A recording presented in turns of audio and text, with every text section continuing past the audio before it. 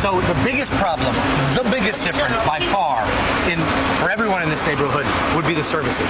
And if you look here, this is typical now. Wires everywhere. My dad in a neighborhood like this had 24-hour power before the invasion. 24 hours Not a day. everywhere in the country, but the places that Saddam wanted there to be power, you can get 24 hours of The power. capital, strategic place for Saddam, where he lived and all of his buddies lived. Yeah. And it's, it's the capital after So all. like to Crete was golden. No problems. Yeah. South, less so. But, well, even in the South under Saddam, they had more power than they do here now. I mean, What the American officials say, though, is that overall there's actually more power being generated in Iraq right now. It's just about the demand. I would invite them to live in an Iraqi's house for 24 hours. Yeah. And it's hot.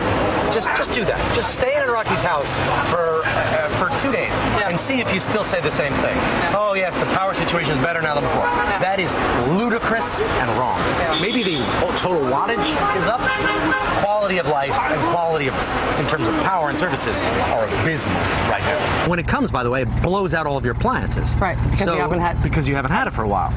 I mean, you just think about that. This is the country with the second largest oil reserves in the world that does not have enough energy to have power even for an hour at a time all over the country, even including in the capital city. And on top of that, America is in year 9 of a full-scale, massive occupation and war here, and we're leaving with that being the circumstance. That's the especially since it's hot, since it's Ramadan, people are fasting. That's the taste that people have in their mouth right now. NBC's chief foreign correspondent Richard Engel and I talking about the primacy of the issue of electricity for Iraqis, an issue that Vice President Biden told me will get solved in Iraq before Americans leave there. All U.S. troops are due to be gone from Iraq by the end of next year. There are 50,000 American troops there now on an ostensibly non-combat mission. The vice president saying the non-combat designation may be a misnomer, which seems fair. 2 U.S. soldiers have been killed in Iraq, 9 wounded since Operation Iraqi Freedom, technically a combat operation, became Operation New Dawn, which is technically not a combat operation. Joining us now is Iraq war veteran Paul Rieckhoff, the founder and executive director of Iraq and Afghanistan Veterans of America. Paul, thanks for being here. My pleasure, Rachel. Good to see you. Vice President says it can't be called a combat mission anymore because essentially U.S. troops don't serve foreign commanders. And if Iraqis are leading in the fighting, then we have to say we're just there as support, so we can't call it a combat mission. Is that a dissatisfying explanation to you? Yes. Yeah. It's absolutely political spin.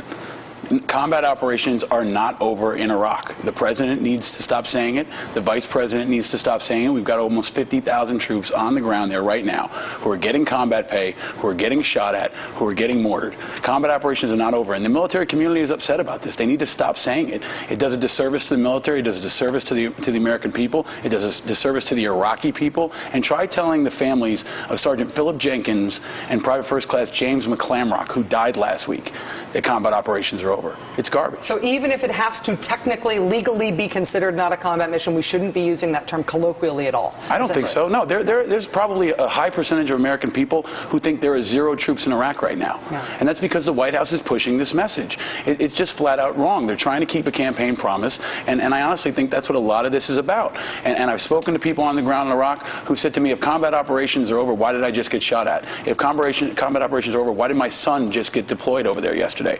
It's untrue. I think, though, that a lot of people in America probably think that there hasn't been a war in Iraq for a long time since it left the news, since people stopped talking about it. Right. And the question that we have, our moral responsibility, is what's the right way, best way, and maximalist way to support the troops that are still there in danger? That's what we still have to deal with at home. Yeah, and part of it is recognizing that they're there. Yeah. And when you say that combat is over, people think there's no one there. Most people don't know how many troops are in Afghanistan. Most people don't know that 2.2 million people have been through Iraq and Afghanistan since 9/11. We've got this massive disconnect between the military and the American people. And messaging like this only perpetuates that and makes it worse. Paul, I know right now you're working on a GI Bill, essentially GI Bill 2.0, trying to update the GI Bill, the historic GI Bill that was passed within the last few years. What's the update? Right now, the GI Bill does not cover vocational schools, amazingly. It doesn't cover distance learning.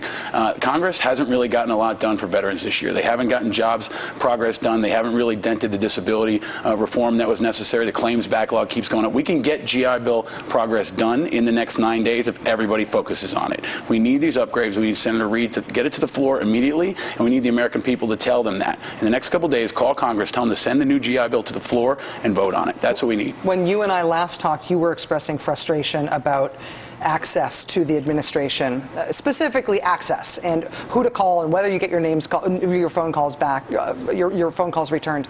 Is there improvement on that? Do you feel like they're listening to you now? We had a good meeting with the White House this week, and I think that's progress, but we need points on the board.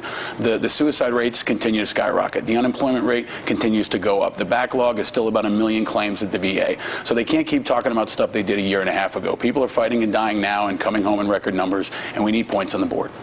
Paul Rieckhoff, founder and executive director of Iraq and Afghanistan Veterans of America. It's always good to see you. You Thanks, too, man. Rachel. Good Thank to see you. Full disclosure, I'm a supporter of IAVA as an organization. They are a nonpartisan group. You can learn more about them at IAVA.org.